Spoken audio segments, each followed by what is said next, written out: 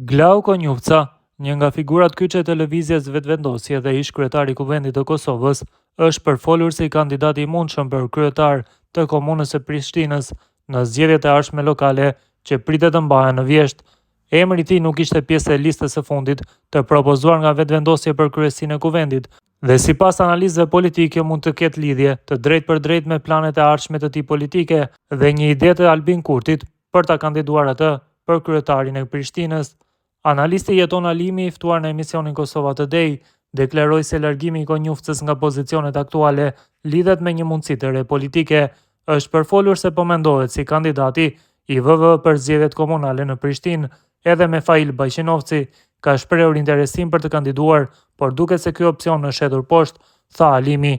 Sipas tij, Konjufca gëzon një mbështetje të konsiderueshme brenda Vetëvendosjes dhe në opinionin publik, çka e bën atë një kandidat potencialisht të fuqishëm për të udhëhequr kryeqytetin. Përkraja që ai ka, si dhe përvoja e tij në institucione të larta shtetërore, e pozicionojnë si një pretendent serioz për këtë garë, shtoi Alimi. Ende nuk ka një konfirmim zyrtar nga ana e Vetëvendosjes apo nga vetë Konjufca lidhur me këtë kandidaturë, por zërat për një angazhim të tij në nivel komunal janë duke u forcuar çdo ditë më shumë.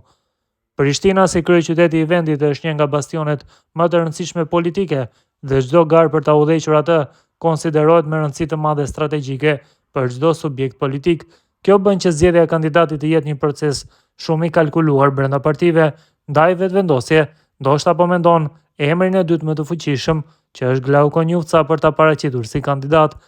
Nëse Konjufca vendos të garojë për këtë pozitë, ai do të sjellë në garë një përvojë të gjatë politike dhe një profil të njohur publikisht, faktorë këta që mund të ndikojnë fuqishëm në rezultatin e zgjedhjeve në kryeqytet.